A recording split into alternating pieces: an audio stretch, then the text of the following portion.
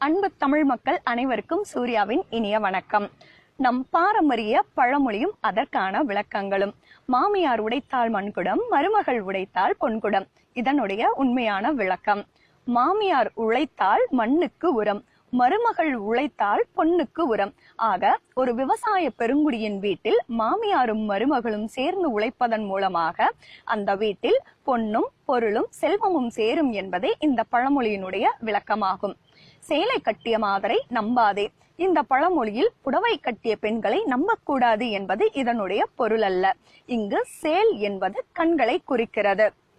பெண்கள் தன் கணவன் இருக்கும் போதே மற்றொரு ஆடவரை தன் கண்களை கொண்டு அகட்டி காணக்கூடிய பெண்களை ஒருபோதும் நம்பாதே என்பதனைத்தான் சேல் அகட்டிய மாதரை ஒருபோதும் நம்பாதே என்று கூறுகின்றார்கள். களவும் கற்றும் மர. இதனுடைய உண்மையான விளக்கம்: களவும் கத்தும் மர. களவு என்பது திருடுதல், கத்து என்பது பொய் சொல்லுதல். ஒரு மனிதனுடைய வாழ்வில் திருடுதல், பொய் சொல்லுதல் போன்ற தீய குணங்களை மறந்து அவன் நல்வழியில் மேம்படுதல் வேண்டும் என்பதனைத்தான் களவும் கத்தும் மர என்று பெரியோர்கள் கூறுகின்றார்கள். அர்ப்பனுக்கு வாழ்வு வந்தால் அர்த்த ராத்திரியிலும் கொடை பிடிப்பான். இதனுடைய உண்மையான பொருள்: அர்ப்பணித்து வாழ்ந்து வருபவன் அர்த்த ராத்திரியிலும் கொடை கொடுப்பான். அர்ப்பணித்து வாழ்ந்து வருபவன் ராத்திரியிலும் கொடை கொடுப்பான் என்பதாகும். நம்முடைய பிழையின் மூலமாக பெரும் வள்ளலை கூட இங்கே கஞ்சனாக மாற்றிவிட்டோம். ஆணைக்கு ஒரு காலம் வந்தால் பூனைக்கும் ஒரு காலம் வரும்.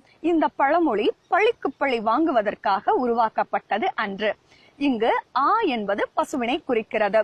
பசுவின் பாலிலிருந்து பெறப்படுகின்ற நெய்யினை சிறுவயது கொண்டவர்கள் உட்கொண்டால் அவர்களுடைய தேகம் பளபளப்பாகவும் அவர்களுடைய உடல் வலிமை பெற்றும் காணப்படும். இது பெரியவர்கள் உட்கொண்டால் அவர்களுடைய உடலுக்கு உகந்தது அல்ல. மாறாக வயோதிகர்கள் பூவின் நெய்யாகிய தேனினை உட்கொண்டால் அவர்களுடைய உடல் ஆரோக்கியத்திற்கு சிறப்பாக இருக்கும்.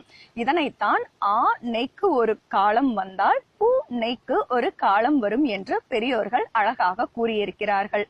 விருந்தும் மருந்தும் 3 நாட்கள். இதனுடைய உண்மையான விளக்கம்: வாரத்தின் நாட்களான ஞாயிறு, திங்கள், புதன் போன்ற குளிர்ந்த நாட்களில் நமக்கு தேவையான உணவினை விருந்து போன்று ரசித்து ருசித்து தேவையான அளவு சாப்பிட வேண்டும். அதே வாரத்தின் 3 நாட்களான செவ்வாய், வெள்ளி மற்றும் வியாழன் போன்ற நாட்கள் அதிகமான வெப்பத்தினை உமிழக்கூடிய நாட்கள் ஆகும். இந்த 3 நாட்களில் நாம் உண்ணக்கூடிய உணவினை மருந்து போன்று அளவாக உட்கொள்ள வேண்டும். இதனைத்தான் விருந்தும் மருந்தும் 3 நாட்கள் என்று கூறுகிறார்கள். உண்டி குறைத்தல் பெண்டிற்கு அழகு.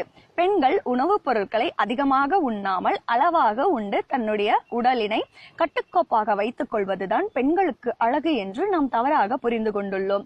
உண்டி குறைத்தல் பெண்டிற்கு அழகு என்பதன் உண்மையான விளக்கம்: பெண்கள் தங்களுடைய குடும்ப உறுப்பினர்களின் உணவிற்காக அதிகளவு நேரத்தை சமையலறையிலேயே செலவிடுகின்றனர். ஆதலால் அவர்களால் ஆக்கப்பூர்வமான பல்வேறு விஷயங்களில் ஈடுபட முடிவதில்லை.